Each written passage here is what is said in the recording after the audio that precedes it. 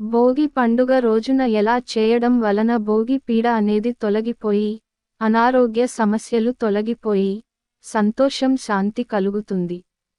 భోగి పండుగ రోజున పాటించవలసిన నియమాలు.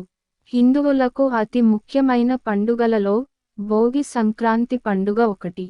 భోగి మరియు సంక్రాంతి పండుగను చిన్న పల్లెల నుండి పెద్ద పెద్ద పట్టణాల వరకు అందరూ ఎంతో సంబరంగా జరుపుకుంటారు. అయితే భోగి రోజున ఎటువంటి నియమాలను పాటించాలి, భోగి రోజున ఏ పనులు చేస్తే భగవంతుడు యొక్క అనుగ్రహం కలుగుతుంది అనే విషయాల గురించి ఈ వీడియోలో తెలుసుకుందాం. వీడియోని ఎక్కడా కూడా స్కిప్ చేయకుండా చివరి వరకు చూడండి.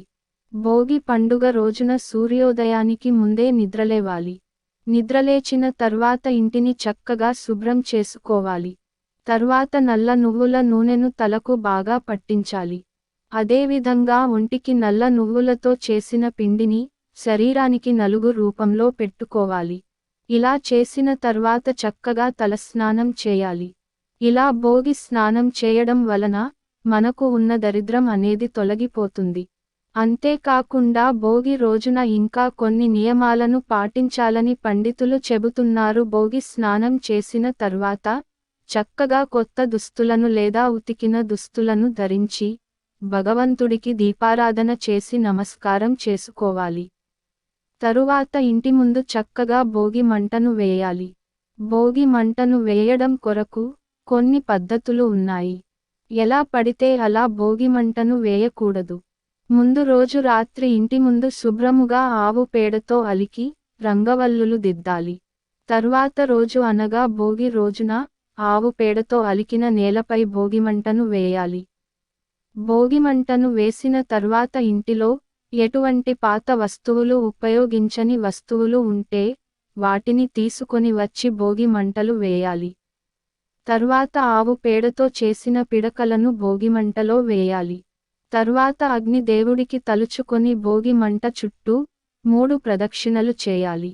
ఇలా ఎవరైతే భోగి పండుగ రోజున భోగిమంటను వేసి భోగి మంట చుట్టూ 3 ప్రదక్షిణలు చేస్తారో వారి యొక్క అనారోగ్య సమస్యలను హరిస్తానని అగ్నిదేవుడు వరం ఇవ్వడం జరిగింది. కనుక ప్రతి ఒక్కరూ ఈ భోగి పండుగ రోజున భోగి మంట చుట్టూ 3 ప్రదక్షిణలు చేసి అగ్నిదేవుడికి నమస్కారం చేసుకోవాలి.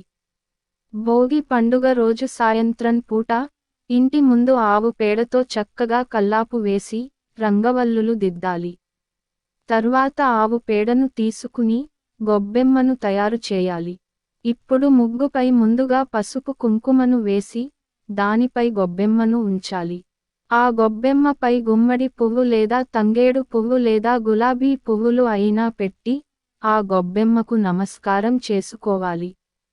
ఇలా ఆవు పేడతో చేసిన గొబ్బెమ్మకు నమస్కారం చేయడం వలన భూదేవి యొక్క ఆశీస్సులు అనేవి కలుగుతాయి. ఎందుకంటే ఇక్కడ ఆవు పేడతో చేసిన గొబ్బెమ్మను భూమాతగా కొలుస్తారు. అంతేకాకుండా ఆవు పేడలో శ్రీ మహాలక్ష్మి కొలువై ఉంటుంది.